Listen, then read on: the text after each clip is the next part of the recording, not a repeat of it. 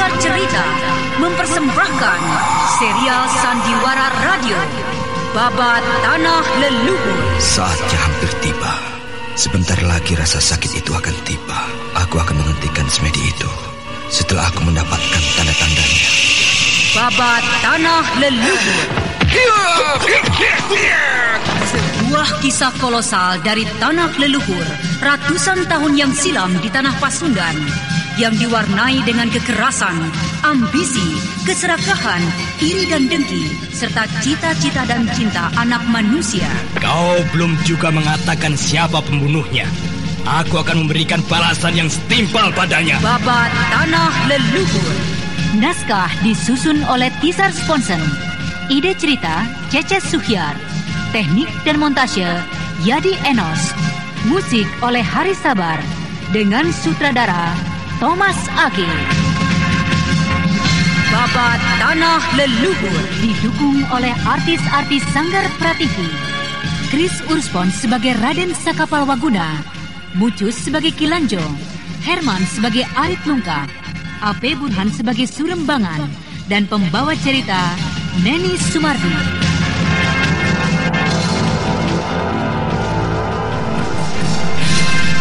Pada kisah yang lalu diceritakan, Prabu Sora berhasil dilumpuhkan oleh kekuatan halus yang bersemayam di dalam tubuh Raden Purbaya. Setelah berhasil menyembuhkan luka dalam Sariti, Cempaka bersama-sama dengan Sariti serta Raden Purbaya mencari kelompok mereka. Pertama, mereka menemukan Ki Parangpungkur yang baru berhasil menundukkan Ki Sampar Angin. Dan kemudian bersama-sama dengan Ki Pungkur, mereka mencoba mencari Mamang Kuraya yang tengah berhadapan dengan Resi Amista.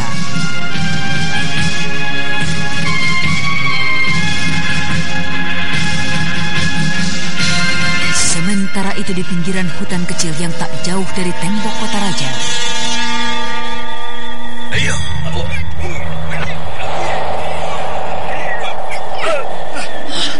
Sebentar lagi aku akan membuatmu merangkak dan meminta ampun. Dan juga dua bocah yang kian lama kian menjadi sombong itu.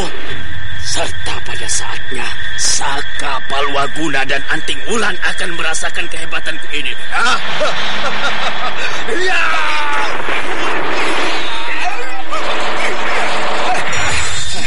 Jangan terlalu banyak mengumbar mulut besar. Si Amista, lakukan saja apa yang dapat kau lakukan. Buktikan, ayo. Aku harus dapat secepatnya menjatuhkan Resi asing ini. Jika tidak, tentu keadaan cucuku Purbaya dan Cempaka berbahaya sekali. Prabu Sora dengan Banyu Cakrabuananya tidak dapat dibuat main-main.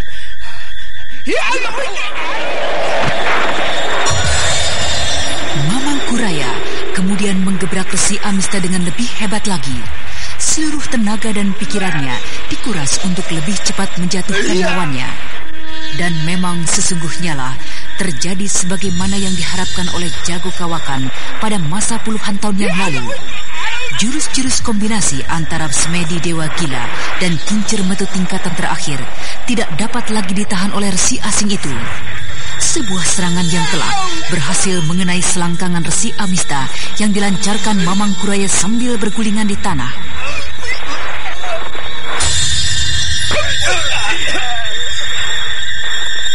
Serangan susulan yang menggunting gerak Resi Amista dari kiri dan kanan membuat Resi asing itu berputar pontang-panting, akhirnya ambruk ke bumi. Akan tetapi sekejap saja, ketika baru saja kepala Resi asing itu menempel di bumi, bagaikan bola, tubuhnya melenting naik kembali. Bagaimana Kuraya? Bagaimana sekarang bicaramu? Merangkaklah dan mohonlah ampun.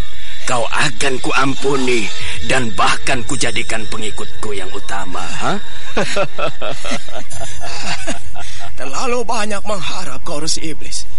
Jangan mengangkat dada dan bertindak jumawa. Aku akan sanggup untuk memusnahkanmu.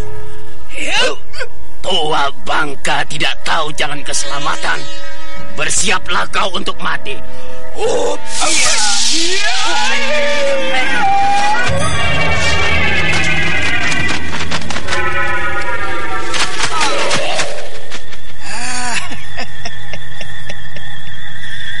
5 bayang-bayang yang sudah kucundangi masih juga kau banggakan.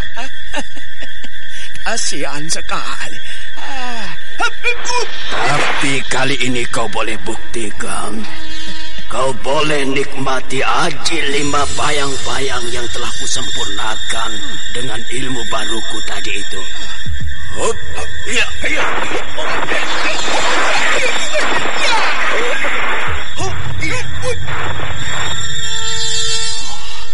Berbahaya sekali. Pastilah aji 5 bayang-bayangnya menjadi hebat sekali. Apa ini? Apa yang telah dilakukan oleh resi asing itu? Dengan kekuatan apa ia telah menyerang diriku?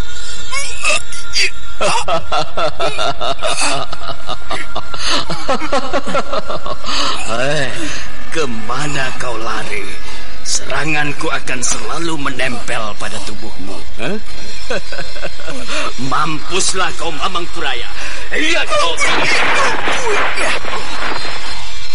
Banyak kekuatan matanya yang telah menerjang diriku. Ya, berbahaya sekali 5 pandangan matanya menerjang dan meremas dadaku. Mau lari kemana kau Mamang Kuraya? Turun. Turun!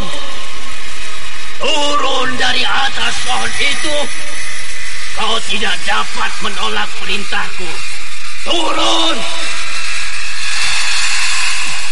Apa yang terjadi dengan diriku? Bertempur di antara rimbunan pohon ini akan menolong banyak bagiku. Ya, aku akan terhindar dari serangan tenaga matanya. Tapi suara itu rasa-rasanya tidak dapat kutolak lagi. Perintah itu tak dapat kutolak lagi.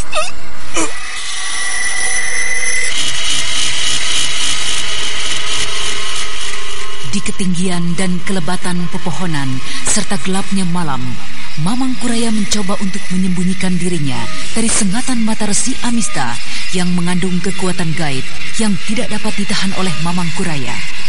Akan tetapi, suara dari Resi Amista yang mengandung kekuatan gaib yang luar biasa kuatnya tak dapat ditolak lagi oleh Mamang Kuraya. Seluruh tubuhnya bergetar. Kekuatan saktinya seakan-akan telah lumpuh, hilang entah kemana.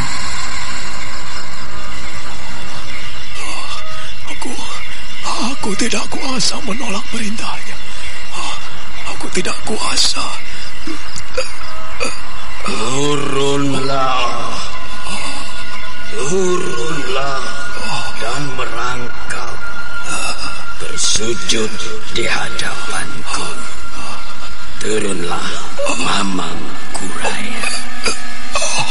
Kakiku. Aku tidak harus melompat. Tidak.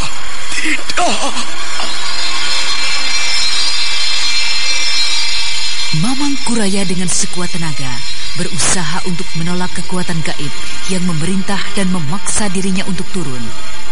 Akan tetapi kekuatan itu sudah mencengkram seluruh tubuhnya, bahkan sampai ke urat dan tulang-tulangnya. Karena itu, tanpa dapat menguasai kakinya sendiri, Mamang Kuraya melompat turun beberapa tombak di hadapan Resi Amista, di hadapan 5 bayang semu Resi Amista.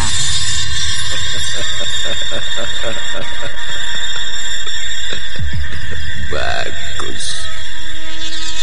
Datanglah dengan merangkak ke hadapanku, Mamang Kuraya. Datanglah. Oh, Yang Agung. Berilah aku kekuatan untuk melawan pengaruh iblis resi asing ini.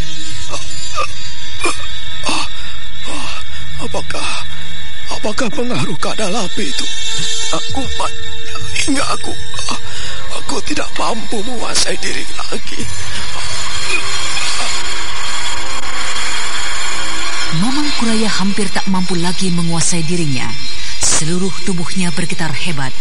Ia kini menyadari bahwa kekuatannya yang lenyap dan pengaruh dari kekuatan gaib Resi Amista yang tak dapat dibendung, sebagian penyebabnya adalah juga karena pengaruh kumatnya kadal api. Dan pada saat yang berbahaya itu, sebuah bayangan melesat menubruk Resi Amista dengan pukulan yang cukup dahsyat.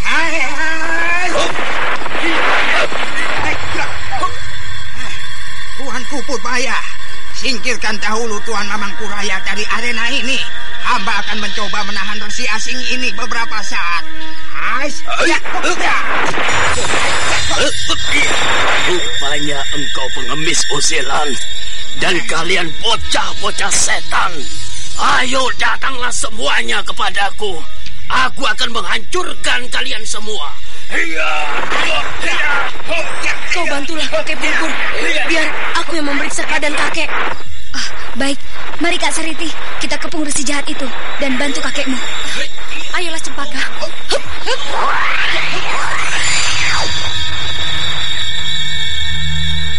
Untuk sesaat, ketiga orang itu berhasil menahan gencarnya serangan Resi Amista. Akan tetapi, pada saat yang lain, mereka kembali telah terdesak oleh serangan pukulan maupun serangan mata yang mengandung kekuatan gaib. Sementara itu di pinggir arena,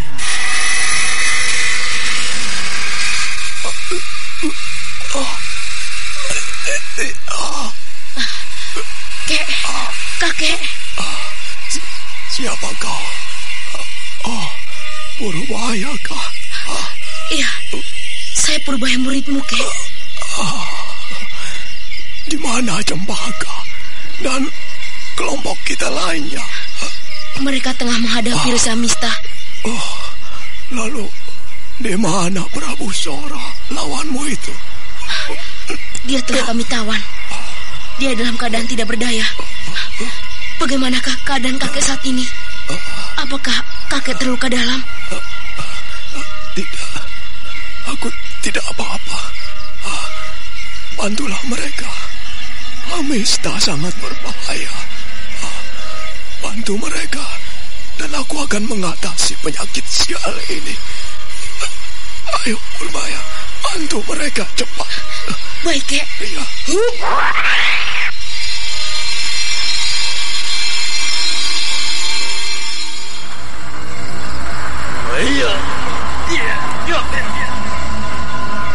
aji 5 bayang-bayang Resi Amista menjadi semakin hebat saja.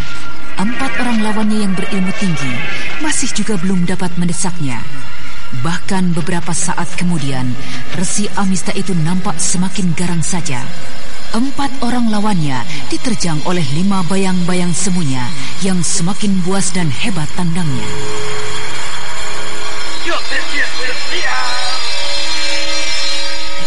Apa yang terjadi dengan Prabu Sora?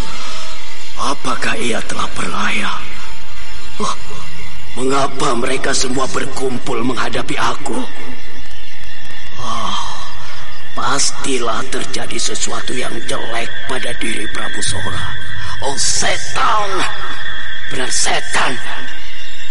Hei, bocah, di manakah lawanmu Prabu Sora?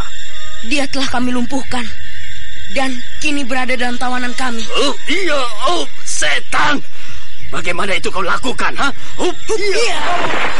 Untuk apa kau tanyakan itu, pendeta jahat? Bagaimana kau menundukkannya, ha? Gusti Prabu menundukkannya atas bantuan Hyang Agung. Dengan ilmu saktinya yang mampu mengeluarkan sinar gemilang, Prabu Sora dilumpuhkan dengan mudah. Oh, setan! Oh, biar! Aku bunuh kalian semua!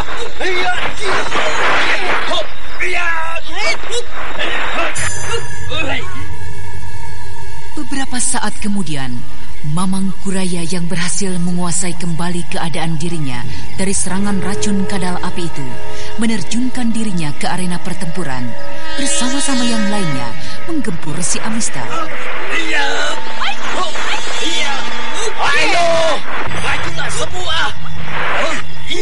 Kumpulkan seluruh jago dari tanah Pasundan. Aku tidak gentar menghadapi kalian semua sekaligus. Apakah kau sudah mengerti akan akhir dari pertempuran ini? Apakah engkau yakin dapat mengalahkan kami? Aku akan membunuh kalian semua dengan kekuatan pamungkasku yang tiada tara.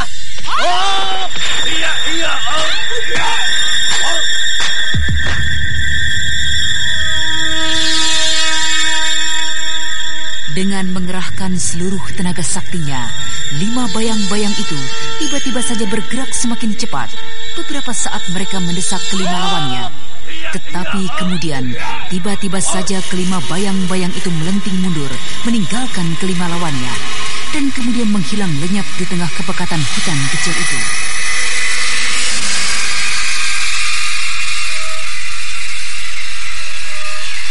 Berhenti, Sariti. Jangan kau kejar iblis jahat itu. Tetapi ini adalah kesempatan yang sangat baik, Kek. Kita mungkin tidak akan menjumpai lagi kesempatan ini, menggempurnya secara bersama-sama seperti ini. Kita tidak mungkin akan dapat mengalahkannya dengan mudah. Biarlah dia pergi. Aku kira dia pergi karena kata-katamu tadi. Benarkah kau telah melumpuhkannya, Prabu Sora? Entahlah, Kek. Seperti biasanya, saya tidak tahu semua itu. Saya tidak mengerti dengan apa yang terjadi. Kau harus dapat menguasai kekuatan itu, Purbaya. Menyatukan kekuatan itu, agar kelak kau dengan mudah mengendalikan kekuatan yang tersembunyi itu sekehendak hatimu. Saya akan mencoba mengenali kekuatan itu, Kek. Saya akan bersemedi, mengucapkan syukur pada kekuatan halus yang kerap menolong saya. Saya akan mencoba mengenalinya dengan lebih dekat. Bagus. Kukira itu adalah satu-satunya hal yang harus segera kau lakukan. Keangkara murkaan Resi Asing itu harus ada yang mencegah. Saya akan mencoba melakukannya, Kek. Ya, sekarang mari kita kembali. Kukira Resi Amista untuk beberapa waktu tidak akan berani untuk menampakkan diri lagi. Tapi Resi itu belum berhasil kita kalahkan. Ya, apakah tidak mungkin ia akan kembali dalam waktu dekat? Pendapat Ki Pungkur tepat. Aku yakin kepergiannya yang mendadak tadi adalah karena kata-kata Sariti. Ia berpikir banyak tentang kekuatan halus yang tersembunyi di dalam tubuhmu itu. Bukankah dia juga telah mengetahui, telah merasakan kekuatan halus itu? Ayolah, kita kembali. Tapi sebaiknya kita kembali menjenguk ke Keraton Kencana Wungu dulu. Sementara itu Resi Amista yang lari meninggalkan kelima lawannya menyusup di kegelapan gerumbul pepohonan hutan, dan setelah merasa cukup jauh, ia berhenti dan menarik nafas. Sementara itu 5 bayang-bayang semuanya telah kembali ke dalam tubuhnya dan menjadi satu.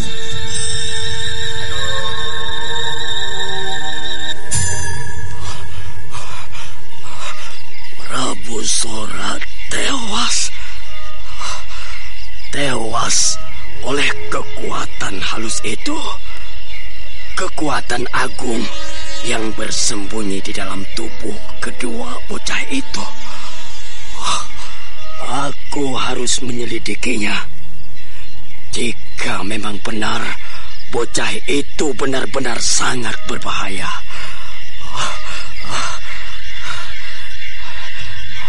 baik, aku akan beristirahat hingga pagi hari, dan kemudian langkah seseorang menuju kemari. Apakah mereka berani mengejarku dalam kegelapan malam seperti ini? Hanya seorang saja. Langkah seorang wanita. Cempaka ataukah gadis pengemis itu? Akan kutangkap, kucincang, dan kubuat mereka menyesal atas tewasnya Prabu Sora. Bagus. kelinci malang itu sudah semakin dekat.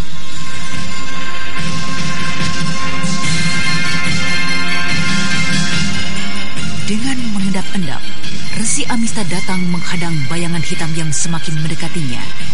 Dan ketika bayangan itu menjadi semakin dekat, Resi Amista melompat, menubruk bayangan itu dengan cengkraman tangannya yang mengandung kekuatan hebat. Engkau, Paramita? Kakek! Mengapa kau berada di sini? Mengapa kau meninggalkan barak sementara itu, Paramita? Aku gelisah berada sendirian di barak itu. Aku gelisah memikirkan kakek yang berhadapan dengan Kakang Mas Purbaya dan beberapa orang kelompoknya yang sakti. Tapi kakek hebat sekali. Kakek mampu menahan gempuran beberapa orang tokoh sakti itu. Tetapi mengapa kakek lari? Mengapa kakek meninggalkan mereka seperti orang yang ketakutan? Kembalilah kau ke barak itu, Mita, dan lakukan apa yang kuperintahkan. Lakukan, dan tidak perlu kau tergesa-gesa. Kau harus melakukannya dan berhasil. Karena itu, kau tidak perlu tergesa-gesa. Dan berhati-hatilah menyimpan bubuk kuning itu. Saya dapat menyelesaikan tugas ini secepatnya, Kek. Percayalah. Tidak. Aku tidak ingin kau melakukannya dengan tergesa-gesa. Dan akhirnya kegagalan yang akan kau temui. Tapi... Tidak ada tapi-tapian. Lakukan perintahku ini. Dekatkan dulu dirimu dengannya. Perbaiki kembali hubunganmu. Baru kepastian akan hasil perbuatanmu akan terjadi. Tapi saya tidak dapat terlalu lama tinggal bersamanya, Kek. Sikapnya terhadap Cempaka sangat menyiksa hati saya. Dan terutama setelah hal itu terjadi, saya ingin cepat-cepat melakukannya, Kek. Kau harus berhati-hati, Mita. Dengarlah kata-kataku jika kau memang ingin berhasil. Maukah kau mendengar kata-kataku? Jika berhasil, kau akan mendapatkan cinta dari pemuda itu dan juga kekuatan untuk menghadapi Anting Wulan. Dengarlah kata-kataku. Baiklah, Kek. Saya akan mendengarkan kata-kata kakek. Nah, jika begitu, kembalilah kau segera ke barak.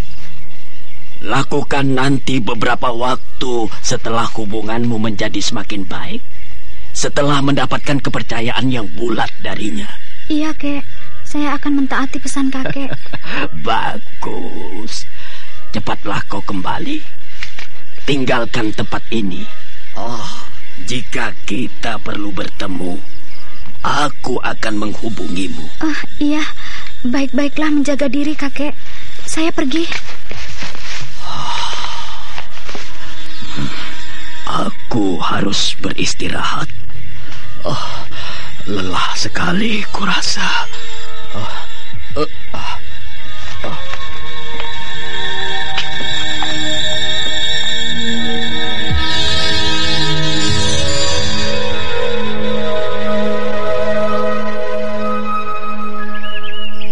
Terima kasih Tuanku Purbaya.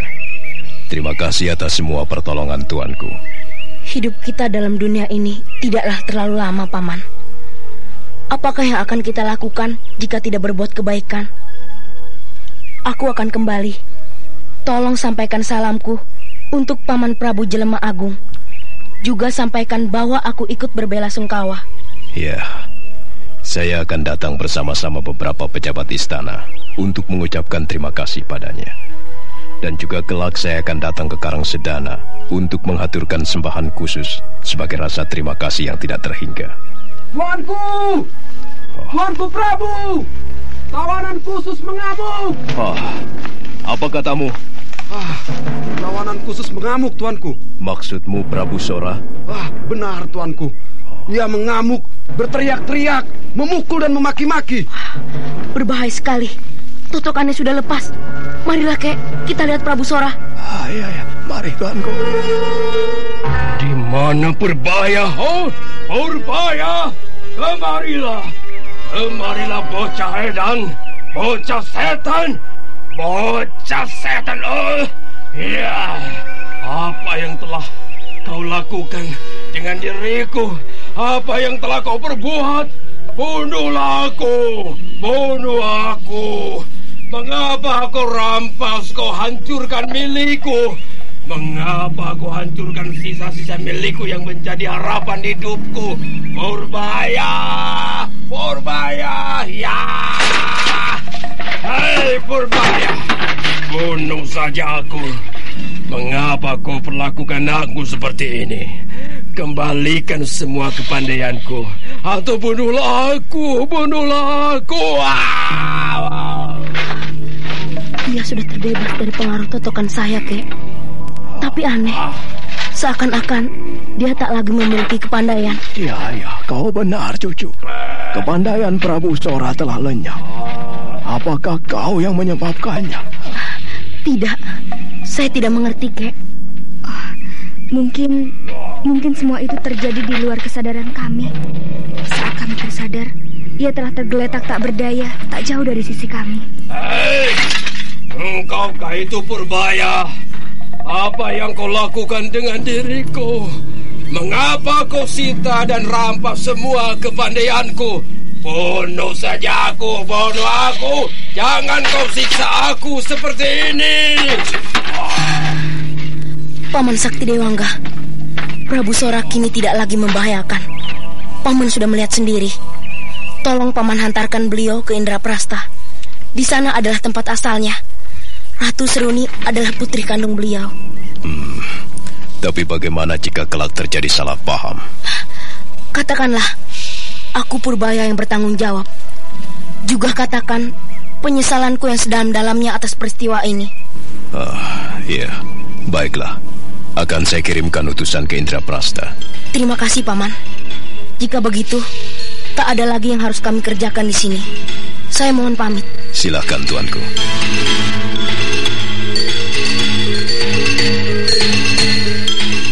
Raden Purbaya kemudian meninggalkan Keraton Kencana Wungu bersama-sama dengan Cempaka, Mamang Kuraya serta Sariti dan Aki Pungkur.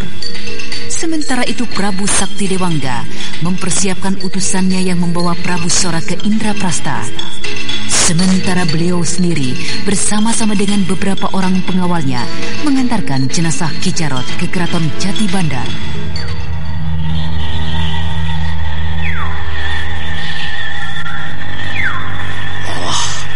Mengapa membawa tawanan dengan kawalan seperti itu? Apakah ini sebuah perangkap untukku?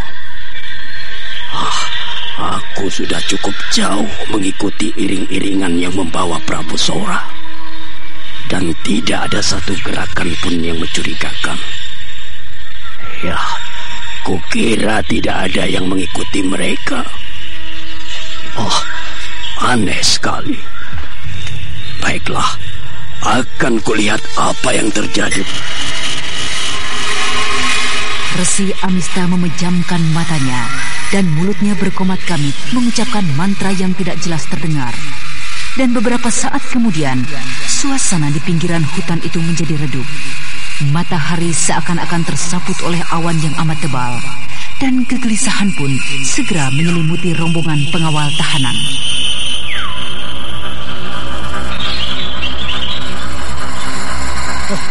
Apa yang terjadi? Mengapa tiba-tiba saja langit menjadi gelap seperti ini? Akan hujan lebatkah? Aneh sekali, Kakang. Kakang, udara menjadi semakin gelap. Tentu ini adalah perbuatan iblis penunggu hutan ini, Kakang. Lindungi tawanan kita. Merapat ke seputar tandu. Waspadalah. Mungkin akan terjadi sesuatu yang tidak kita duga. Ayo, merapat. Sebelah sana. Langit menjadi semakin gelap, jatamu. Langit gelap.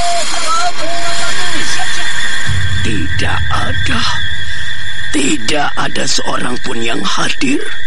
Berarti rombongan ini benar-benar tanpa kawalan tokoh sakti dari Karang Sedana. Mamang Kuraya, Purbaya, dan Cempaka. Jika demikian, aku boleh bertindak.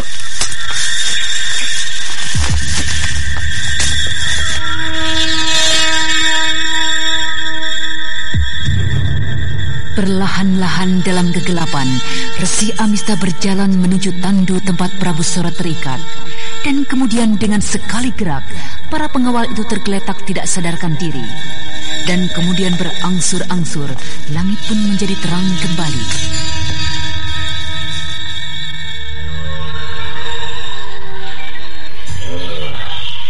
Ternyata engkau Amista. Bagus, kau menolongku. Lepaskanlah aku. Lepaskan aku dari ikatan di tandu ini. Apa yang telah terjadi dengan dirimu, Prabu Sora? Mengapa engkau tidak mampu melepaskan dirimu sendiri? Apakah ada totokan yang membuatmu hilang daya?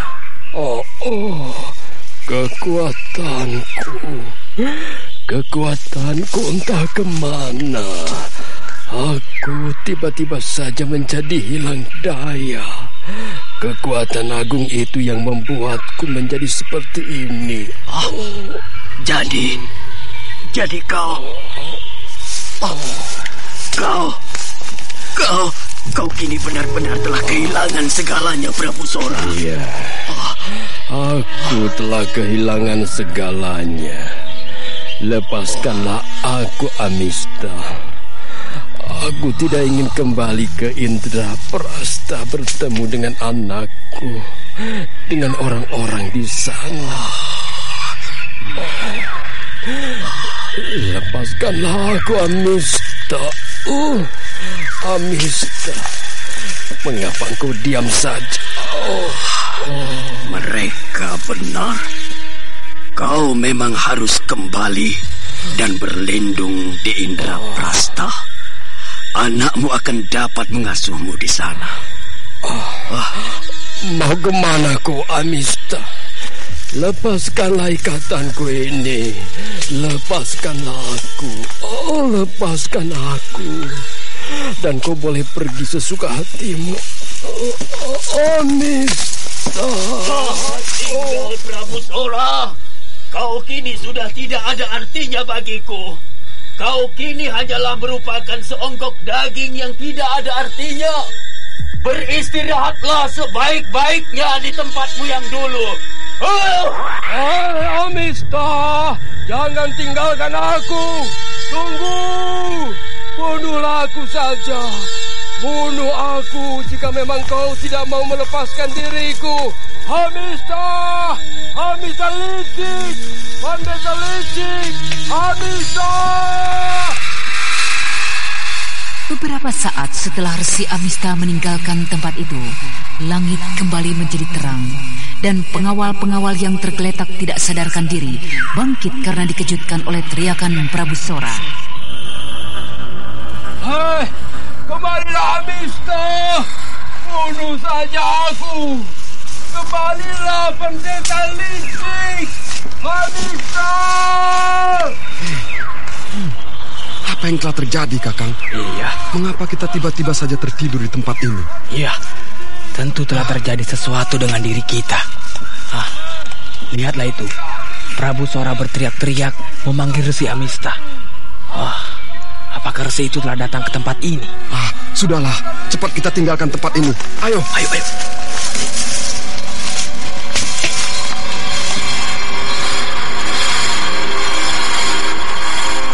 Dengan tergesa-gesa, pengawal tawanan itu meninggalkan hutan kecil yang telah mendebarkan dada mereka menuju ke Indraprasta. Sementara itu jauh di lereng Gunung Ciremai.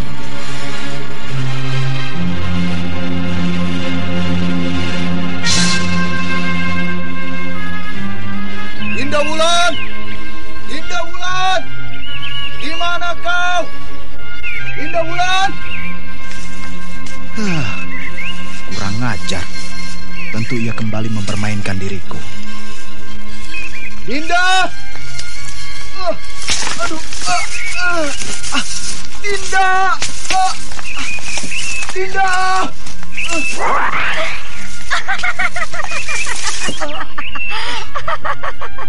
Janganlah berpura-pura. Aku tahu Kanda hendak membalas permainanku tadi. Ayo bangkitlah. Dinda. Dinda. Dadaku.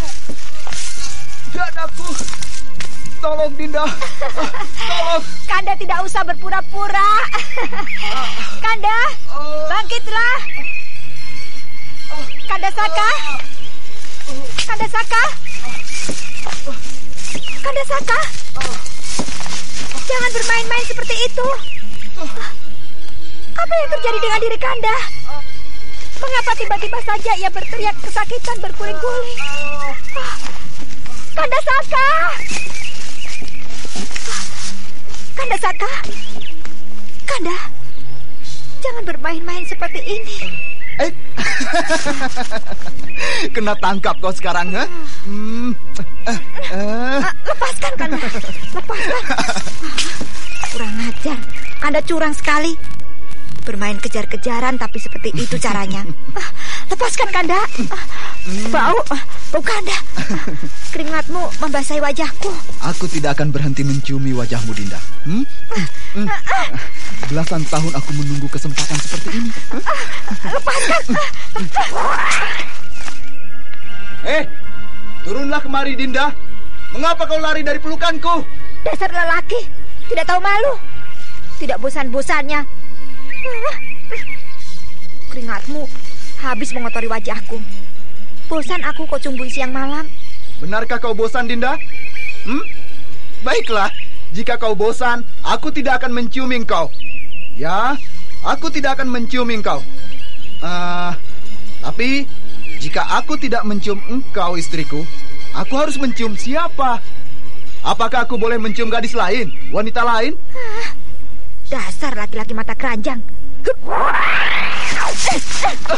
Aduh.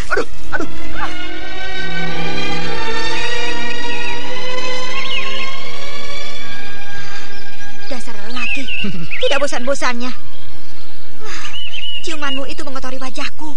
Keringatmu itu bau. Bosan aku kau ciumi siang malam. Baiklah. Jika memang kau bosan aku cium, aku tidak akan mencium engkau. Ya, aku tidak akan lagi mencium engkau. Tapi jika bukan engkau istriku yang aku cium, siapa yang aku harus cium? Apakah aku dibolehkan mencium gadis lain, wanita lain? Dasar laki-laki mata keranjang. Aduh, sudah Dinda Wulan. Aku minta ampun. Ampun, Ayo, Dinda. katakan, kau akan mencium wanita lain. Ayo katakan. Berani kau melakukannya? Oh, tidak, Dinda. Aku hanya bermain-main. Kau bersungguh-sungguh sekali mencubit aku. Aduh, lihatlah itu kulit lenganku. Nih, mungkin juga kulit pinggangku lecet dan berdarah. Mau apa engkau membuka baju di sini? Ya, melihat bekas cubitanmu itu. Kau kira apa mauku? Dasar sama saja. Wanita pun jorok pikirannya. Kanda. Hah? Apa? Kanda. Apakah Kanda bersungguh-sungguh mempunyai keinginan itu? Hah?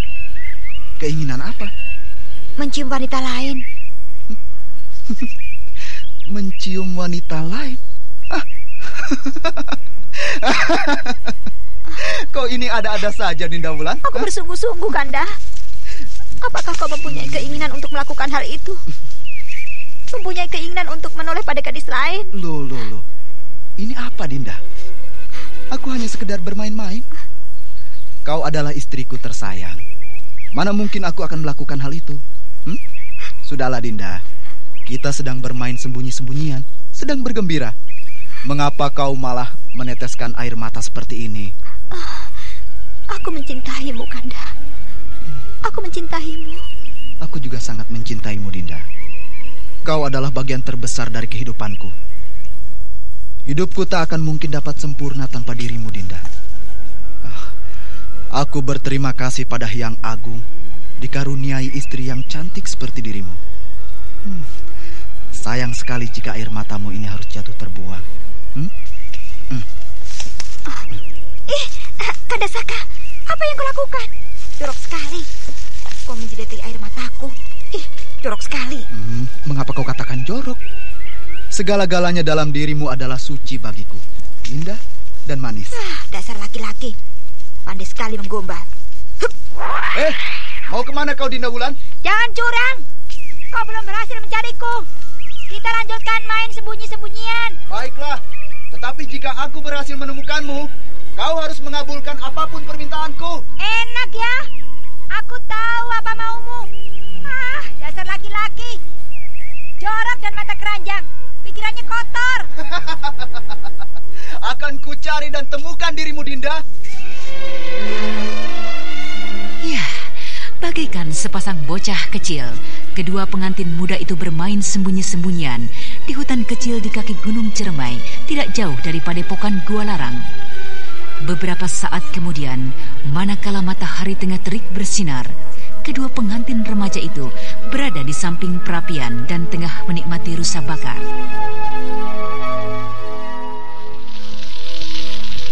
Kanda, tiba-tiba saja aku jadi teringat dengan Prabu Sanjaya. Kita tidak bisa bersenang-senang saja di sini. Kita telah berjanji akan mendampinginya. Iya, kau benar, Dinda Wulan. Tetapi bukankah baru saja 5 hari kita menikah? Kita akan menikmati dahulu masa-masa indah kita ini, sebelum kita kembali terlibat dalam petualangan yang mempertaruhkan darah dan nyawa kita. Ya, Kanda benar. Kita membutuhkan itu. Tapi bukankah kita dapat menikmatinya dalam sebuah perjalanan tamasya? Perjalanan tamasya menuju ke timur sana. Maksudmu? Ya, sebuah perjalanan tamasya, Kanda. Dan manakala kita ingin menemui Prabu Sanjaya, kita sudah berada tak jauh lagi dari Keraton Mataram, tempatnya bertahta saat ini. Oh iya ya. Kau benar, Dinda. Sebuah bulan madu yang indah. Kita akan menikmatinya dalam perjalanan. Jika Kanda memang menyetujuinya, kita dapat pergi secepatnya. Aku setuju, Dinda. Kita akan membicarakannya besok dengan Yang Guru. Hari ini, Kanda. Kita akan membicarakannya hari ini. Hari ini? Iya, hari ini. Dan besok pagi-pagi sekali, kita sudah berada dalam perjalanan yang indah itu. Baiklah, aku setuju. Marilah kita mencari dan menemui Eyang Guru. Mari, Kanda. Ada apa, anakku? Mengapa kalian berdua datang menghadapku seperti ini? Kami berdua. Kenapa jadi seperti ini sikapmu? Ayo, duduklah dahulu. Ayo, Saka, Wulan, duduklah baik-baik dan bicaralah. Eyang, sebelumnya kami berdua minta maaf jika permohonan kami ini kurang berkenan di hati Eyang. Permohonan apa itu, anakku? Coba katakanlah dan jangan ragu-ragu. Kami berdua ingin meninggalkan Gua Larang, Eyang.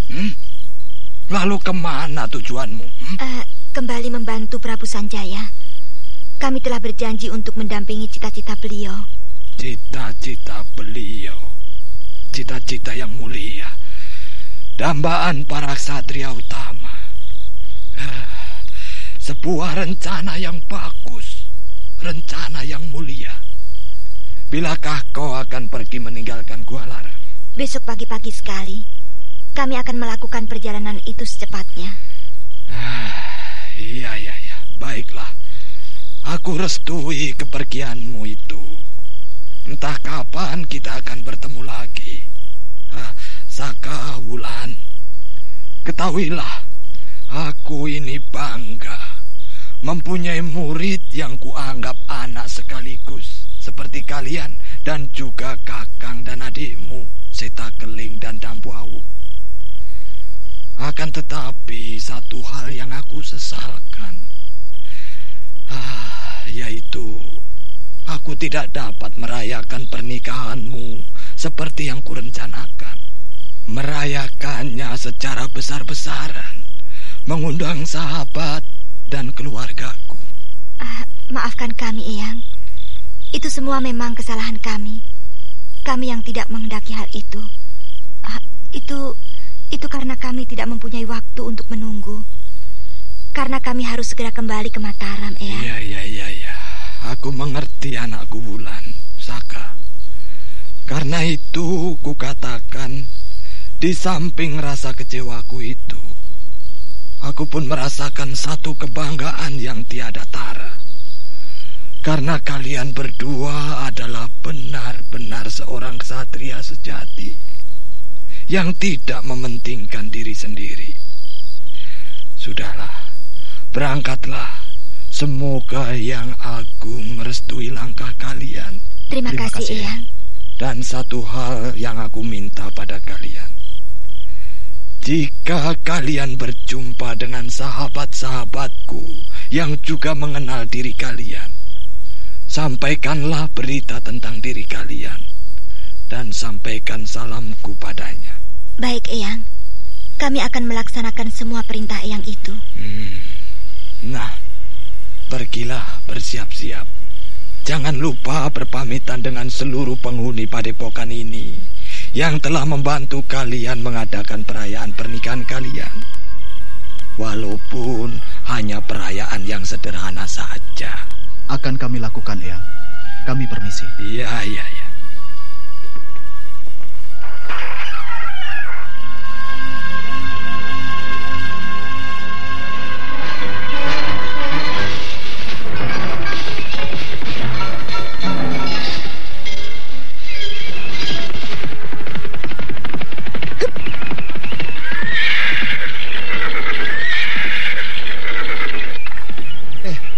Ada apa, Dinda Wulan? Mengapa kau berhenti di sini? Gubuk itu, Kanda. Apakah Kanda masih mengingatnya? Gubuk itu? Iya. Ada apa dengan gubuk itu, Dinda? Oh iya, aku ingat. Bukankah itu gubuk tempat pertama kali kita melihat pendeta Rakosapala? Bukan. Bukan itu kenanganku tentang gubuk itu. Lalu apa, Dinda Wulan? Apakah Kanda lupa?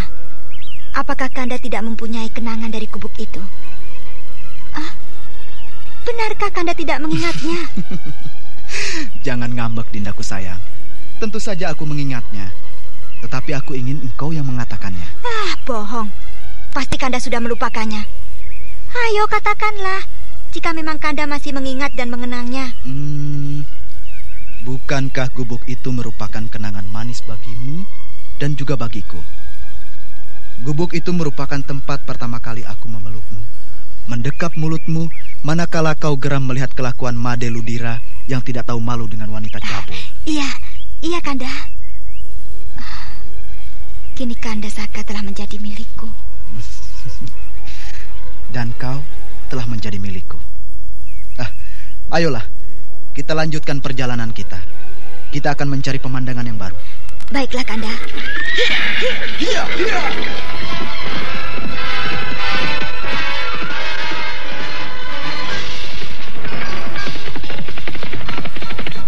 Hei, tunggu! Kurangi kecepatan lari kudamu itu, Dinda. Si Tunggul kudamu bukanlah tandingan kudaku ini. Kurangi kecepatan larinya. Kurangi kecepatan larimu, Tunggul. Tunggu, kawanmu di belakang itu. Hup. Kanda Saka? Ya? Kukira kudamu sudah terlalu lelah. Sebaiknya kita beristirahat saja dulu. Ya, usul yang bijaksana, Dinda. Hup.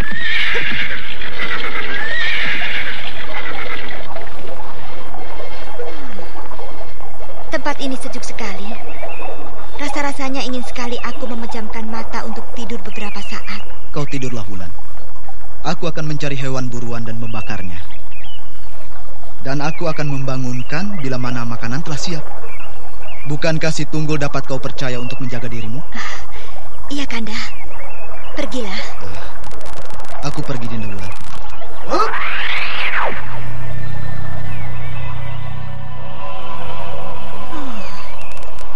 Alangkah sejuknya udara siang hari ini di tempat ini.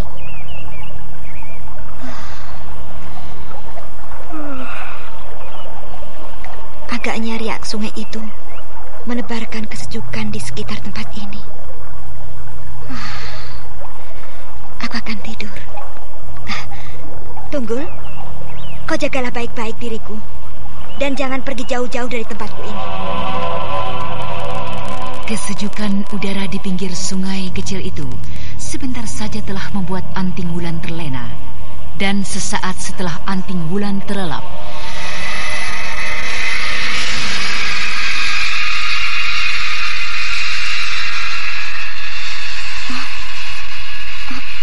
ada apa? Apa yang terjadi, Kanda? Kanda Saka? Oh, Anting Wulan, apakah kau masih mengingat permohonanku? Apakah kau masih mengingat harapanku? Siapakah engkau? Engkau Nyi Ranggis? Bagus. Kau masih mengingatku. Dan harapanku, kau mau memenuhi semua permintaanku. Untuk apa datang ke sana? Untuk datang ke Gunung Wukir memenuhi harapanku. Datanglah Anting Wulan. Aku akan mempersembahkan sesuatu yang teramat berharga untukmu. Datanglah, sesuatu yang sangat berarti bagi dirimu dan masa depanmu. Datanglah, aku menunggumu di lereng Wukir. Aku menunggumu, Anting Wulan.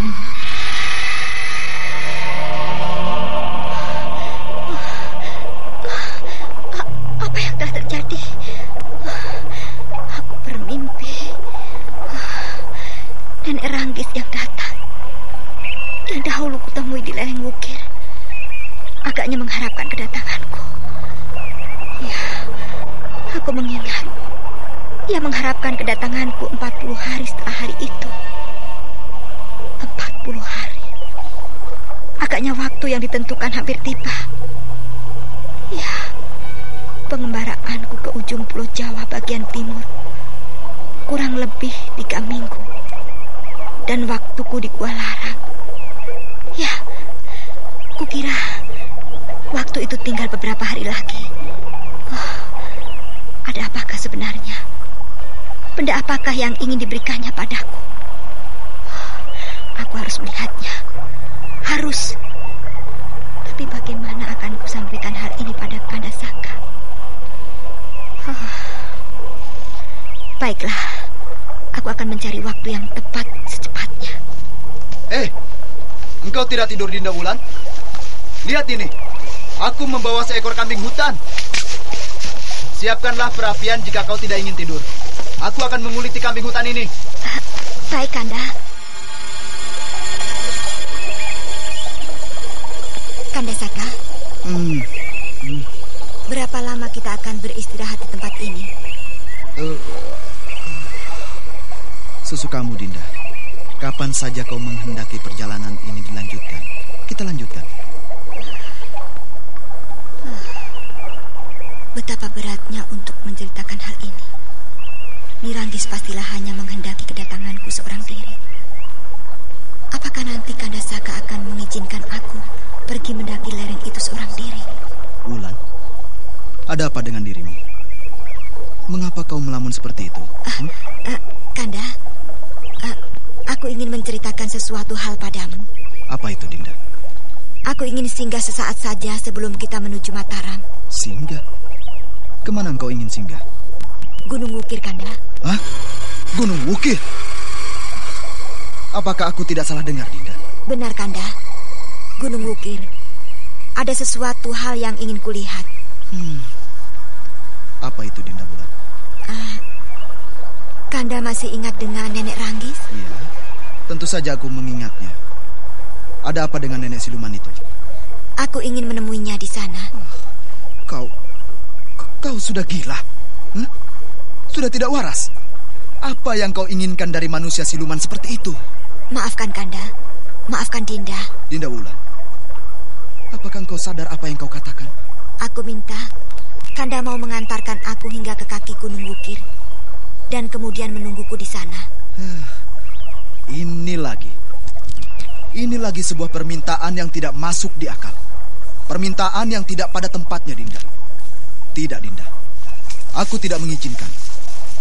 Andai pun aku mengizinkan, tidak mungkin aku membiarkan kamu sendiri mendaki lereng gunung yang sangat menyeramkan itu, Dinda.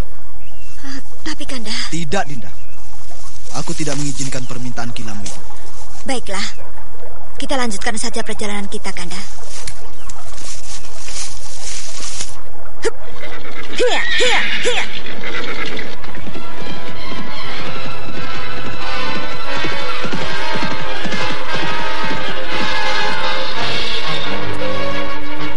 Tanpa banyak bicara lagi, Anting Wulan kemudian memacu si Tunggul menuju arah timur. Sementara itu Raden Sakapalwaguna mengiringinya dari belakang.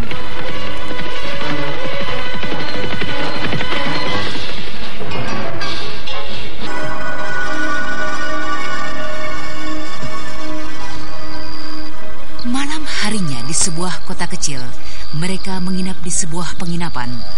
Raden Sakapalwaguna telah tertidur nyenyak.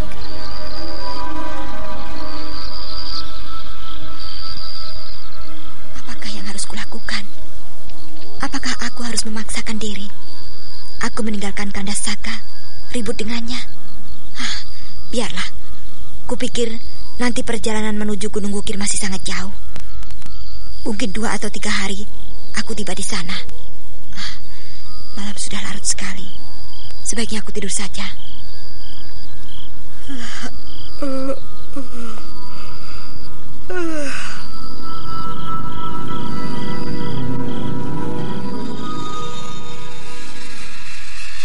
Aku menunggumu, Anting Wulan. Datang seorang diri agar kau bersama dengan suamimu terbebas dari sisa-sisa kutuk yang ditebarkan Hyang Agung. Aku ingin mencuci dosa-dosaku. Aku ingin membersihkan langkahku di masa lalu. Datanglah dan ambillah persembahanku padamu. Aku menyukaimu, Anting Wulan. Kau adalah seorang wanita yang keras hati sebagaimana diriku. Tetapi kau adalah seorang wanita cantik, tidak seperti diriku yang malang. Kau cantik sebagaimana idamanku. Aku ingin sekali selalu hadir di dalam dirimu. Datanglah, Anting Wulan. Aku tunggu engkau di lereng Wukir. Datanglah, Anting Wulan.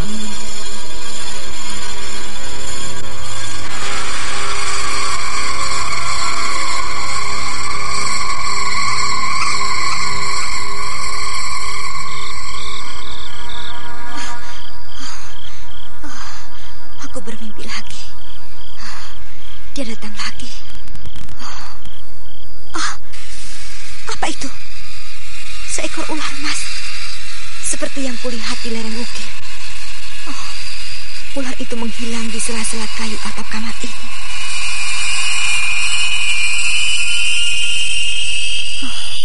Kemanakah ular itu perginya?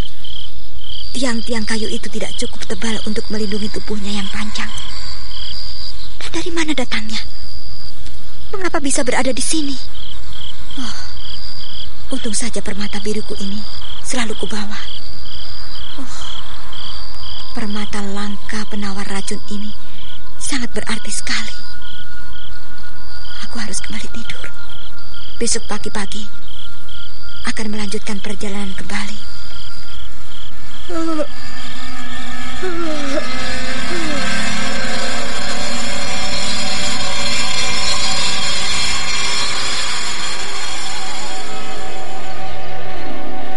Keesokan harinya,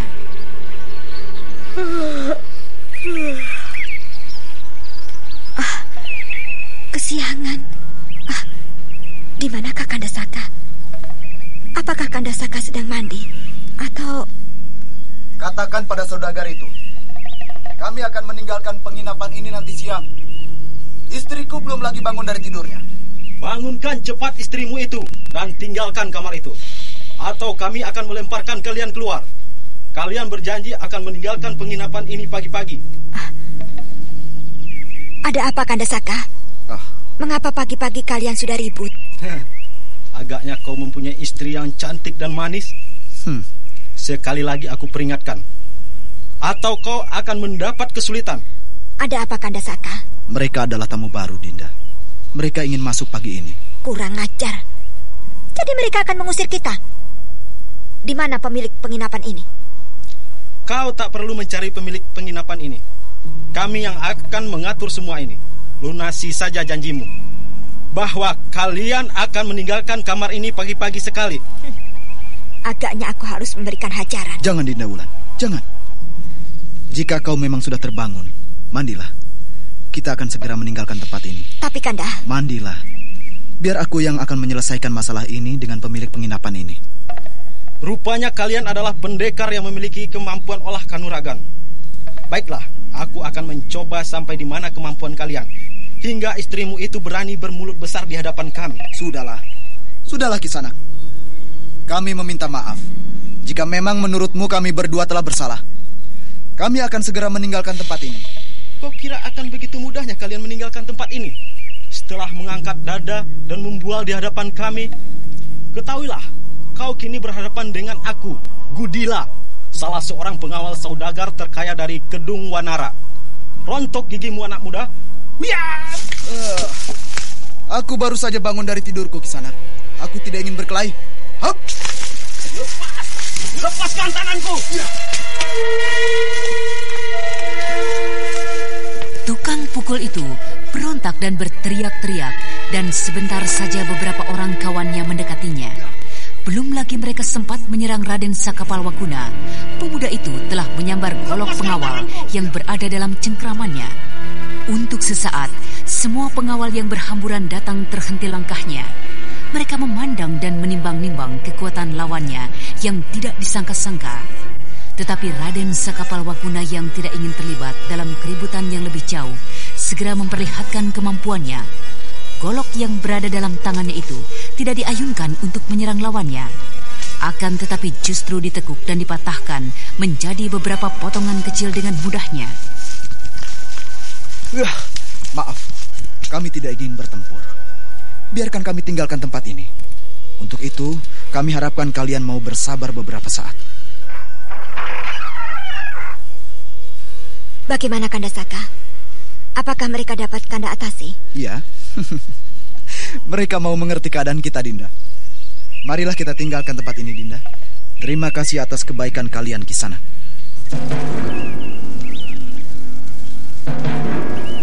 Sakapalwaguna dan Anting Wulan kemudian meninggalkan kamar tempatnya menginap. Tetapi di depan penginapan itu, dia menemukan serombongan lagi pengawal. Dan di antaranya tampak seorang laki-laki gemuk dengan pakaian warna-warni yang sangat indah. Hei, tunggu dulu Kisana. Ada apa Tuan memanggil kami? Kaukah yang menempati kamar yang terbaik di penginapan ini? Benar. Ada apa keperluan Tuan menghentikan langkah kami? Pengawal goblok. Mengapa kalian tidak memberikan hajaran pada laki-laki ini? Hajar dan tangkap mereka. Rombongan pengawal yang menunggu di luar segera mengepung Anting Wulan dan Raden Sakapalwaguna. Tetapi tiba-tiba saja laki-laki yang kehilangan goloknya muncul dan menghentikan mereka. Kenapa kau menghentikan mereka? Ayo, kepung dan tangkap mereka. Ampun Tuan, sebaiknya biarkan saja mereka meninggalkan tempat ini. Kurang ajar. Dengar kata-kataku. Tangkap mereka. Jika perlu, bunuh laki-laki itu. Dan jangan lukai wanita itu. Cepat serang mereka. Kurang ajar. Kalian benar-benar keterlaluan. Jangan turunkan tangan terlalu keras, Dinda Wulan.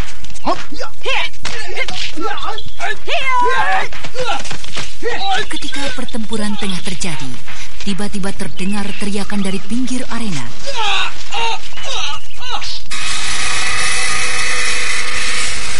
Oi, di balungan tawa tewas! Ki Balungan tewas dipatuk ular! Hah? Lihat, Balungan tewas.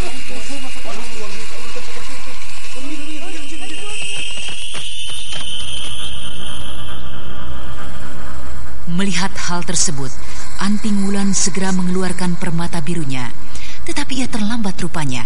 Sudah beberapa saat Ki Balungan terkena gigitan ular. Perlahan-lahan tubuh saudagar itu menjadi hitam. Bagaimana Dinda Wulan? Tidak dapat tertolong lagi, Kanda. Kisanak, sebenarnya apa yang terjadi?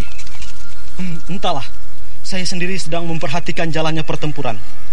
Dan ketika mendengar teriakan Ki Balungan, kami sempat melihat berkelebaknya sesosok tubuh kecil dan panjang, tetapi berkilauan indah. Ular mas.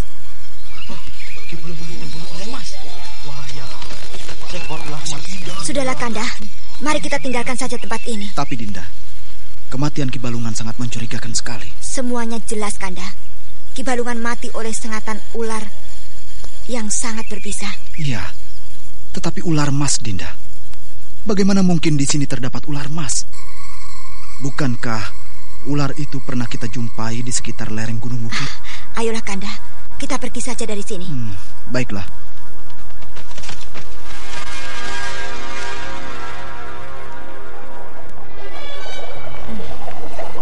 Kini giliranku yang mencari hewan buruan untuk makan siang. Kanda Saka menghendaki kelinci. Kukira bukan di sini tempatnya. Sulit sekali untuk memenuhi kelinci di pinggiran sungai seperti ini. Aku akan mencari di padang rumput sana itu. Beberapa saat, Anting Wulan berhasil mendapatkan seekor kelinci dan kembali ke tempat suaminya beristirahat. Oh, apa yang terjadi dengan Kanda Saka? Mengapa tubuhnya bergetar hebat seperti ini? Sikapnya adalah sikap semedi. Tapi aku harus melihatnya.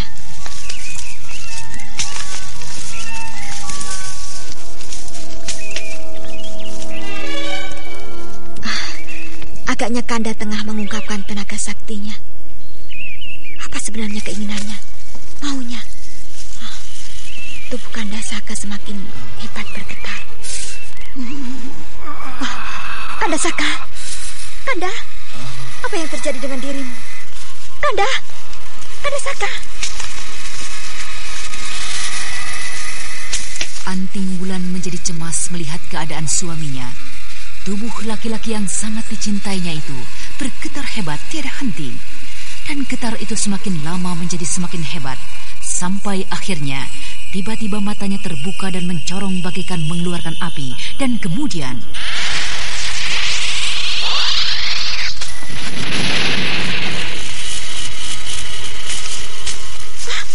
Kanda Saka, apa yang kau lakukan?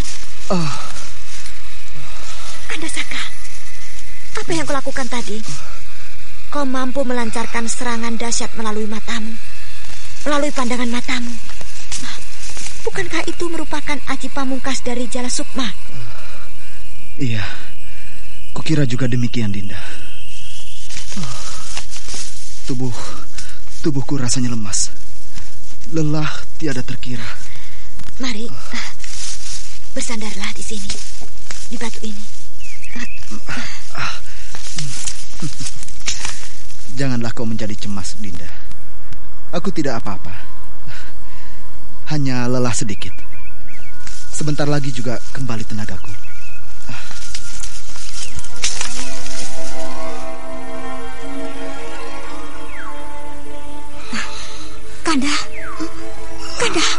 Kanda Saka, apa yang terjadi dengan dirimu, Kanda Saka? Apa yang terjadi dengan Kanda Saka? Tubuhnya bergetar semakin hebat. Seakan-akan ada kekuatan besar yang akan dilontarkan. Kekuatan itu akan dilontarkan. Asap tipis mengepul dari kepala Kanda Saka.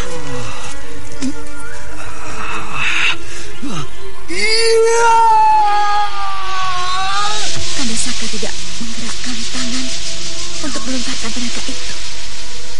Aku melihat mata Kanda Saka mencorong hebat. Sebelum kekuatan itu menghancurkan menghancurkan Padas keras di hadapannya. Kandasaka mampu menguasai kekuatan mata yang merupakan aji pamungkas dari Jala Sukma.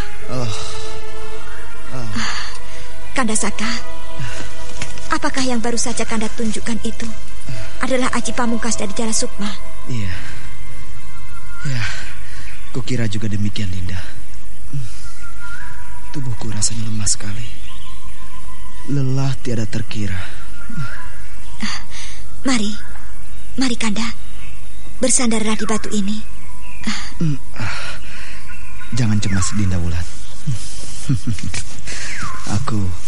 Aku tidak apa-apa. Hanya kelelahan yang teramat sangat menyelimuti tubuhku. Sebentar lagi juga tenagaku akan pulih, Dinda. Kau hebat sekali, Kandasaka. Hebat sekali. Aku kira Banyu Cakrabuanaku tidak akan sanggup menerima pukulan itu. Hebat sekali. Benar-benar sebuah ilmu yang tanpa tanding. Kau bicara apa, Dinda? Banyu Cakrabuanamu luar biasa sekali. Mana mungkin aku dapat menandinginya? Aku bersungguh-sungguh, Kanda. Mungkin hanya Banyu Cakrabuana dari Prabu Sanjaya yang mampu menandingi lontaran tenagamu tadi. Kau terlalu melebih-lebihkan, Dinda. Aku juga belum mampu secara sempurna untuk melontarkannya. Dan entahlah kenapa yang terjadi pada akhirnya seperti ini. Kelelahan. Suatu saat kau pasti akan mampu menguasai dengan sempurna. Dan itu tidak akan terlalu lama. Dan itu semua adalah berkat dari kakekmu. Berkatmu juga, Dinda Wulan. Kelihatannya engkau tidak apa-apa. Memang hanya sekedar kelelahan. Jika begitu, kau duduk dan beristirahatlah. Ya. Aku akan menyiapkan makan.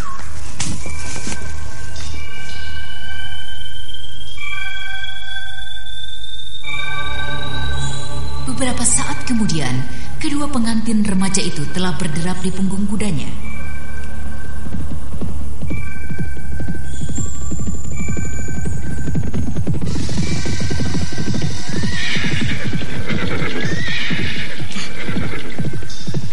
Kanda? Ya? Apakah kita akan bermalam di hutan atau di sebuah penginapan? Terserah kaulah, Dinda. Bagaimana baiknya menurutmu? Aku juga terserah, Kanda. Bagaimana baiknya menurutmu? Kota atau hutan? Terserah. Dimanapun kau suka. Ya, aku juga terserah. Dimanapun Kanda suka. Mau di kota? Terserah Kanda. Di hutan pun boleh. Tentukanlah, Dinda Wulan. Tentukanlah, Kandasaka. Baik. Jika begitu, kita bermalam di desa saja, Dinda. Tidak di kota, tidak juga di hutan. Terserah Kanda. Baik. Kita berhenti di desa pertama yang kita jumpai nanti. Hiya!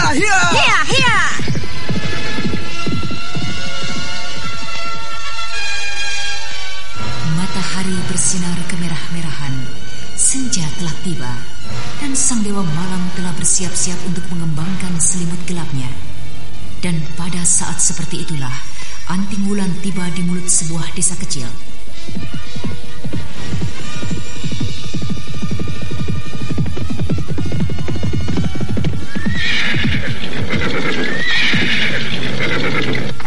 Sebuah desa kecil yang tidak terlalu ramai. Kita bermalam di sini, Kandasaka. Seperti yang sudah kita sepakati tadi. Desa pertama yang kita jumpai. Ayolah, Kanda. Hiya.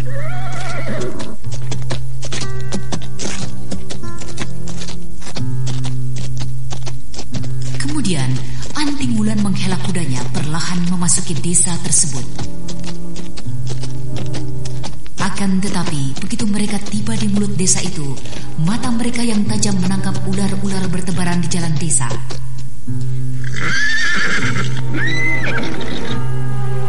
Awas, Kanda.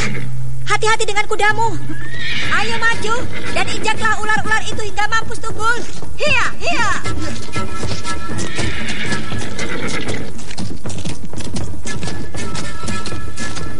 Dengan tanpa gentar sedikit pun, Tunggul, kuda sakti yang disebut-sebut sebagai kuda setan di sekitar Bukit Tunggul, menginjak-injak ular-ular yang bertebaran.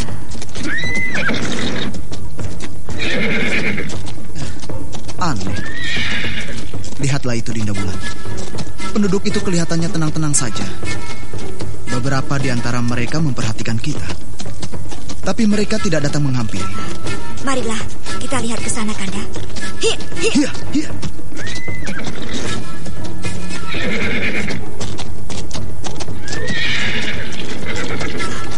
Kanda, lihat itu. Ular-ular banyak sekali bertebaran di desa ini. Lihat itu, Kanda. Di dinding rumah kayu itu. Di atap-atapnya. Lihat di rumah-rumah lainnya. Juga demikian, Kanda. Lihatlah itu, Dinda. Beberapa ular besar merayap mendekati kudamu. Setan. Benar-benar desa setan. Hiya!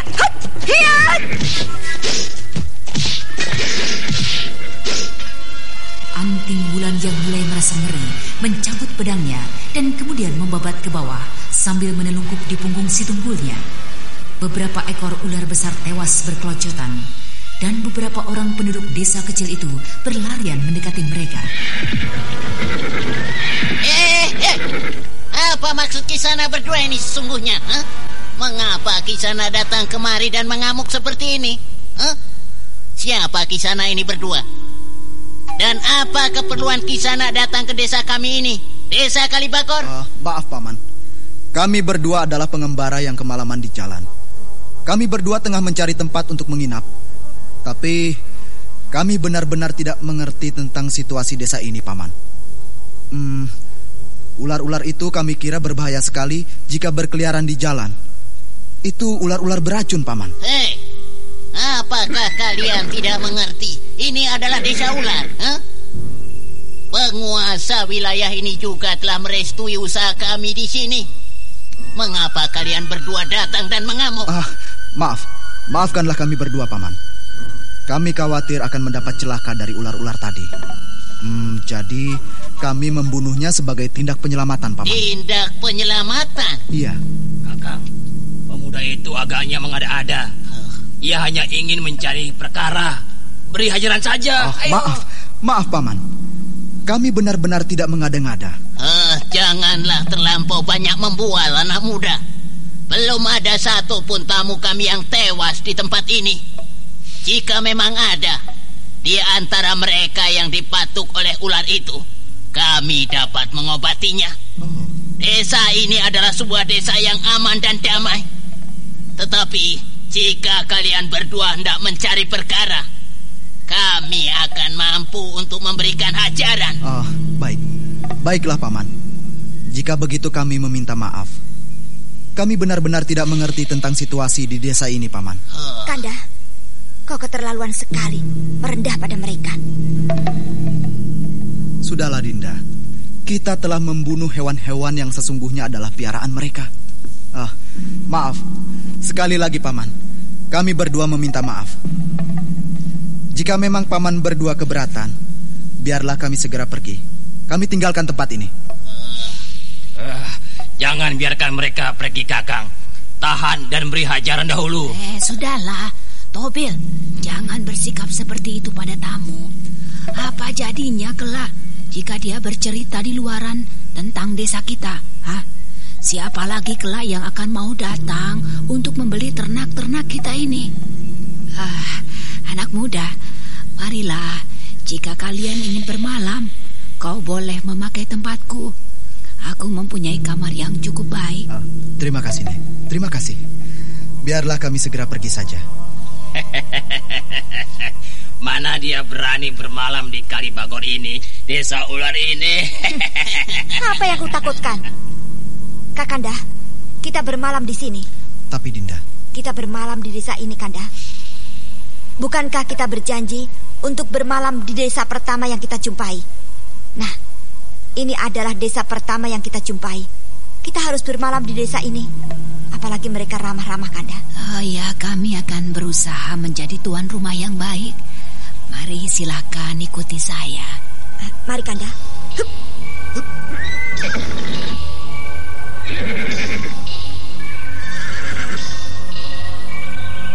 Dengan menguatkan hatinya, Anting Wulan turun dari punggung si tunggul kudanya dan kemudian melangkahkan kakinya di antara ular-ular yang bertebaran.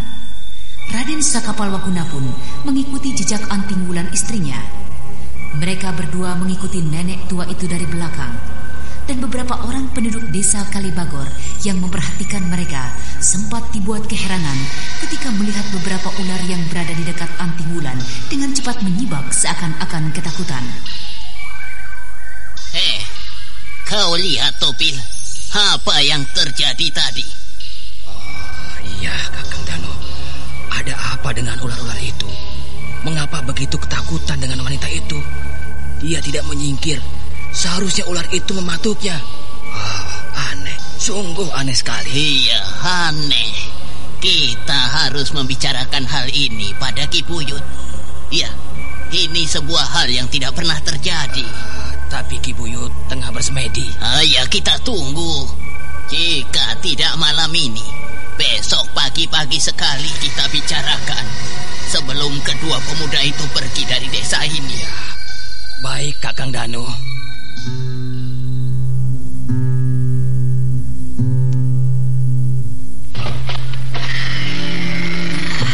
Ini kamarku. Bisa kau pakai untuk beristirahat. Hah? Itu ular-ular banyak terdapat di sini. Ular-ular ini tidak akan mengganggumu. Biarlah, akan ku beritahu mereka.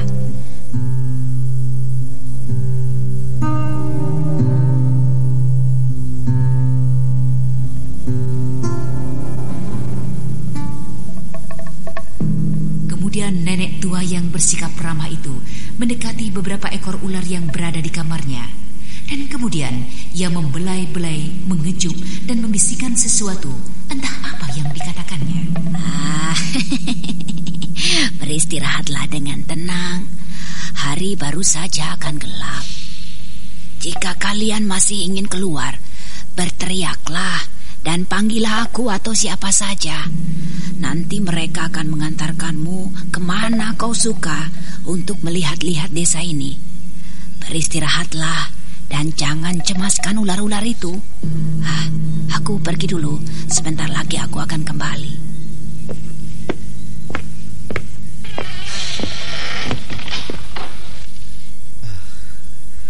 Apakah kau ingin keluar, Dinda Wulan? Keluar?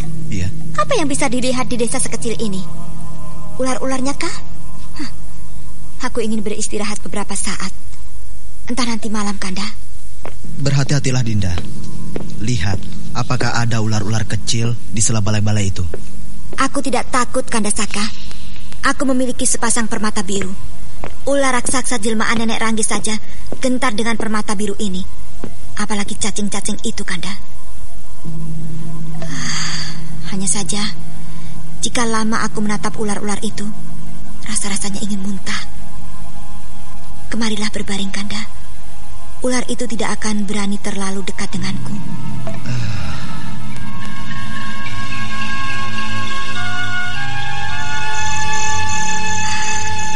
Kau ingin tinggalkan desa ini, Dinda? Iya, aku muak, Kanda. Tapi kita tetap harus bermalam di desa ini. Aku tidak ingin dikatakan penakut oleh penduduk desa ini. Kau ingin mencari angin di luar? Aku hanya ingin tahu desa apakah ini sesungguhnya. Kelihatannya mereka juga bukan orang-orang jahat. Bukankah begitu, Kanda Saka? Iya, mereka bukan orang jahat. Tapi siapa tahu kepastiannya. Sepertinya aku mendengar langkah orang yang mendatangi tempat ini, Kanda. Iya, mungkin nenek itu. Kita tunggu saja. Setan. Lihat itu, Dinda. Seekor ular yang cukup besar masuk ke kamar ini. Biarkan saja. Jika dia datang mendekat, aku akan memotong tubuhnya menjadi 3 bagian. Janganlah bersikap kasar seperti itu, anak manis. Mengapa kau harus membunuhnya? Hanya karena dia mendekatimu? Maaf, Nenek. Sebaiknya Nenek menyingkirkan ular itu seperti yang lainnya. Kalian terlalu menilai sesuatu hanya dari luarnya saja. Belang, kemarilah. Mereka tidak mau berkenalan denganmu. Ayo, kemarilah, Belang.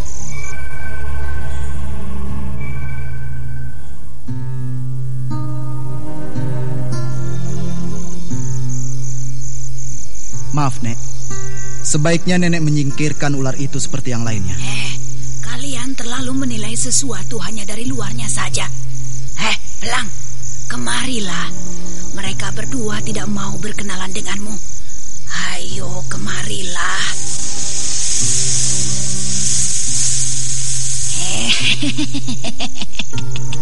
Lihatlah betapa baiknya ular ini. Dia adalah sahabatku. Dia adalah penghuni lama desa ini. Agaknya si belang ini ingin berkenalan denganmu. Nek, bolehkah kami mengetahui serba sedikit tentang desa ini? Oh ya, sebenarnya tidak ada sesuatu pun yang aneh tentang desa ini. Justru engkaulah yang cukup menarik perhatian kami sedesa ini. Apa maksud Nenek? Siapakah Nona ini sesungguhnya? Saya sudah bersuami, Nek. Dan saya bukan lagi seorang nona. Itu Saka Palwaguna, suami saya. Nama saya sendiri Anting Wulan. Maaf, siapakah kau ini sesungguhnya?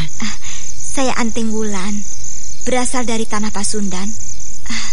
Apakah keanehan yang Nenek maksudkan? Apakah kau hanya berpura-pura? Kami mengerti kalian ini pasti mempunyai keahlian khusus untuk menguasai ular-ular. Bahkan pasti lebih dari yang sekedar kami kuasai. Saya tidak mengerti maksudmu, Nek. Kami tidak mempunyai apapun yang dapat kami banggakan, seperti halnya yang Nenek miliki. Aku kira kalian tidak perlu berpura-pura. Beberapa orang kami telah melihat sendiri kenyataannya. Ular-ular kami bagaikan ketakutan menyingkir menjauhi kalian. Justru pada saat langkah Nona nyaris menerjangnya.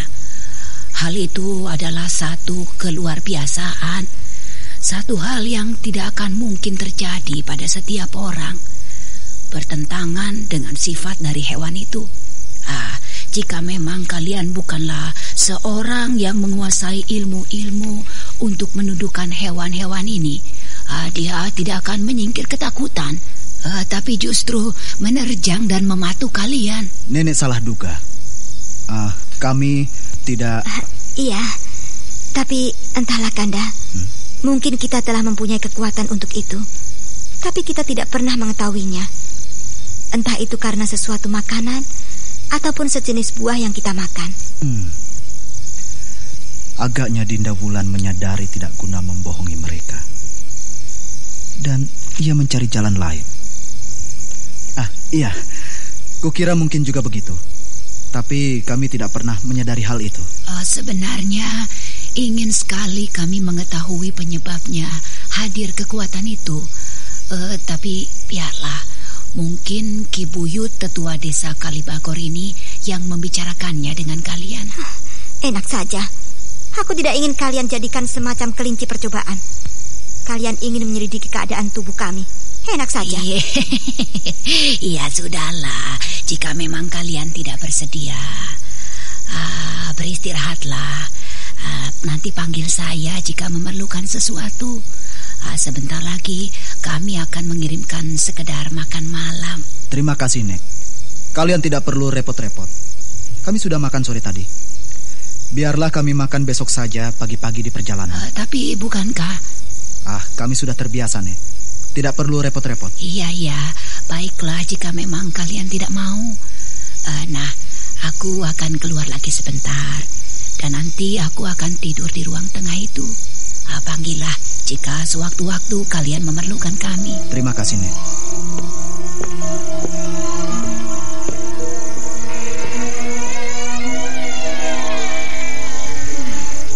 Tempat ini memang seharusnya kita waspadai, Kanda Saka. Dugaan kita adalah salah jika menganggap mereka adalah orang baik-baik. Jika memang begitu, sebaiknya kita tinggalkan saja pondok ini, Dinda. Tidak Kanda. Jika itu tidak akan kulakukan. Kita lalui saja malam ini sambil bersemedi. Kita tetap harus waspada dan menjaga diri. Iya, aku setuju, Dinda Wulan.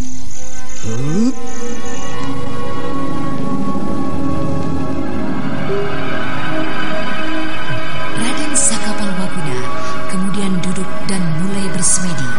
Ia mencoba melepaskan segala kepenatan tubuhnya sambil tetap berjaga-jaga. Beberapa saat, Anting Wulan pun menyusulnya. Malam pun kemudian merayap semakin larut.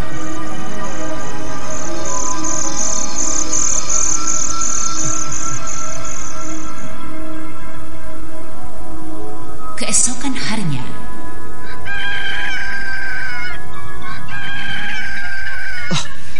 Dinda Wulan, lihat itu. Bagaimana itu bisa terjadi? Siapa yang telah membunuh ular-ular yang berada di dalam kamar ini?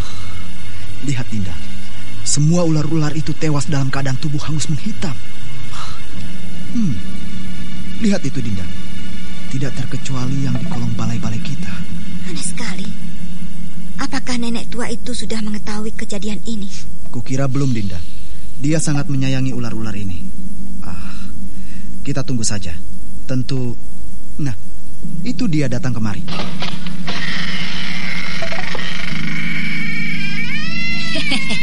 Bagaimana dengan tidur kalian? Apakah...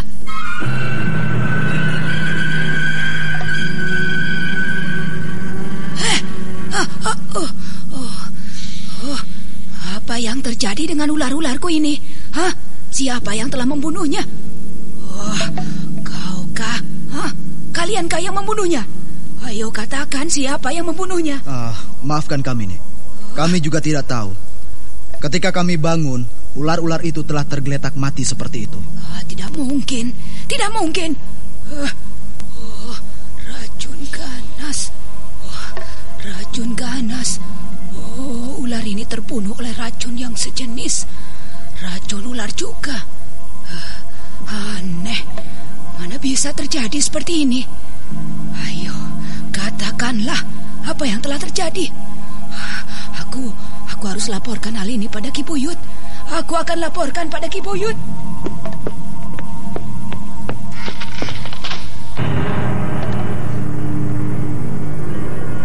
Apa yang harus kita lakukan, Kanda? Menjelaskan. Kita tidak dapat lari dengan begitu saja, Dinda. Mereka setidak-tidaknya telah mengenal kita. Kanda, dengarlah itu. Agaknya nenek tua itu tengah mengumpulkan warga desa ini. Marilah kita keluar. Baiklah. Rapikan pakaianmu, Dinda. Ayo. Baik, Kanda.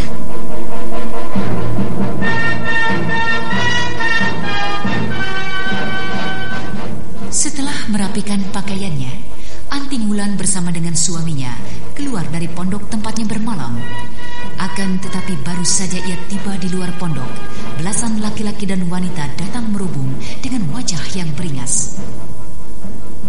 Aku sudah menduga. Sejak kemarin kalian datang. Kalian pastilah memang pengacau yang disiapkan oleh seseorang yang tidak menyukai keberadaan desa kami. Kalian telah membunuh banyak hewan kami. Karena itu, sudah sepantasnya hukuman kalian terima. Mereka harus diberi hajaran. Ya, mereka pengacau. Kita ikat dan adili. Tangkap mereka. Tangkap. Dengarlah. Aku Anting Wulan tidak pernah berniat jahat datang kemari. Aku hanyalah sekedar pengembara yang kemalaman di jalan.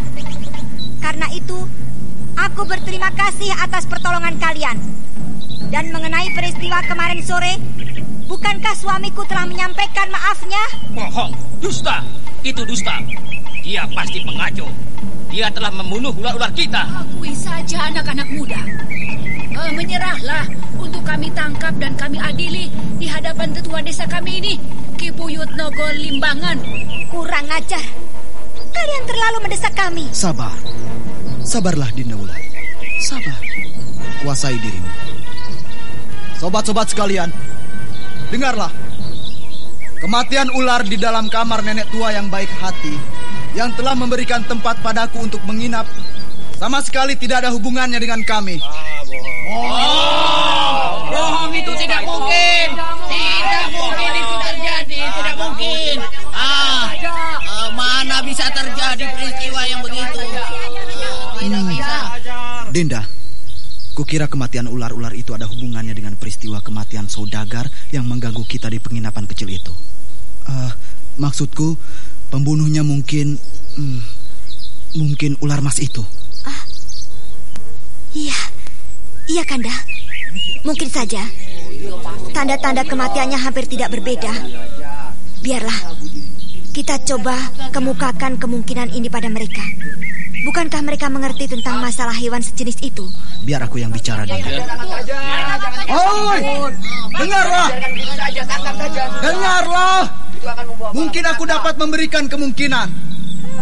Setidak-tidaknya sedikit penjelasan tentang kematian ular-ular itu. Ya, coba katakanlah. Jika memang kalian dapat menjelaskan dengan terang bahwa bukan kalian yang membunuhnya, kami akan melepaskan kalian. Ayo jelaskan, cepat. Baik. Kami kira pembunuhnya adalah sejenis hewan yang sangat berbisa.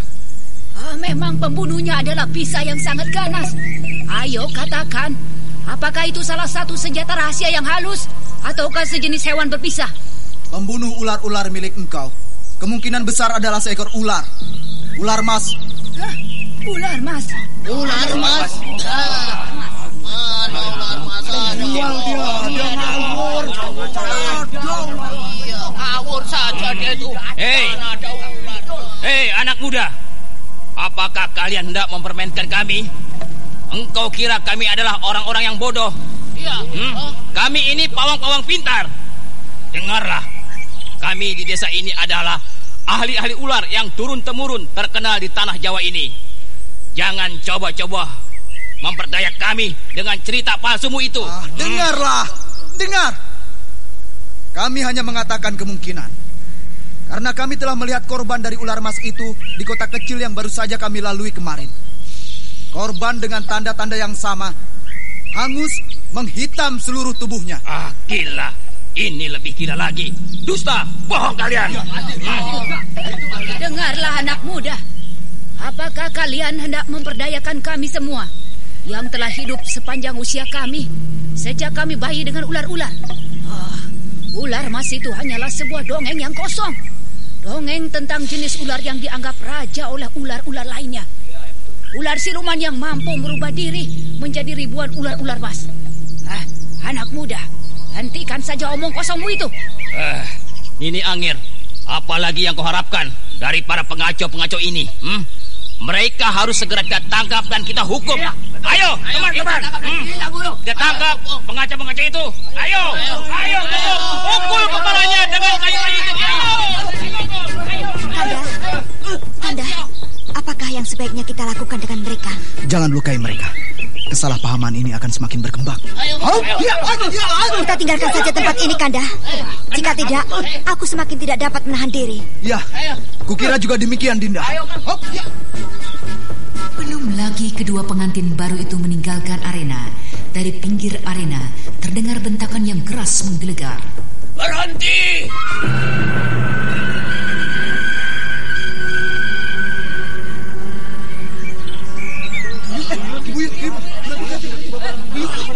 Kalian keterlaluan sekali.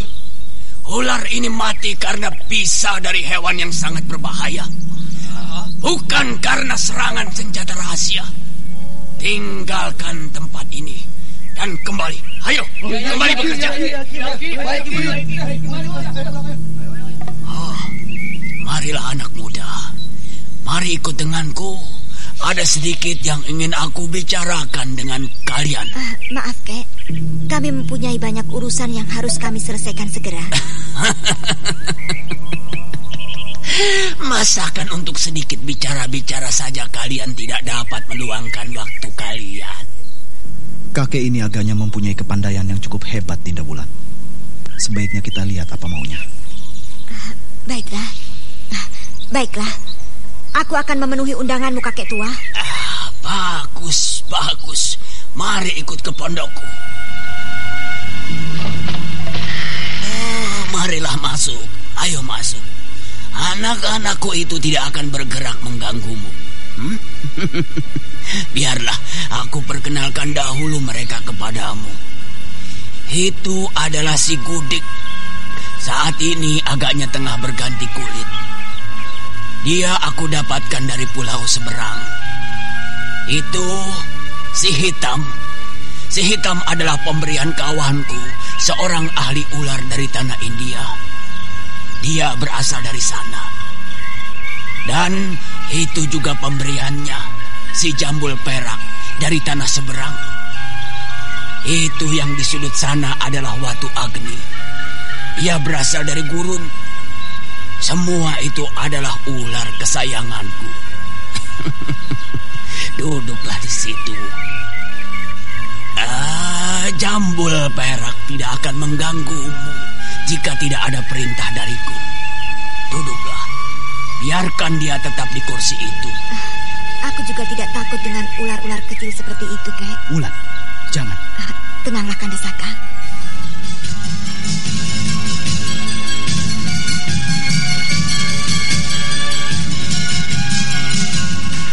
Tanpa ragu dan gentar, Anting Wulan yang sudah semakin percaya dengan keampuhan sepasang permata birunya duduk di kursi tua, sementara Jambul perak mengangkat kepalanya.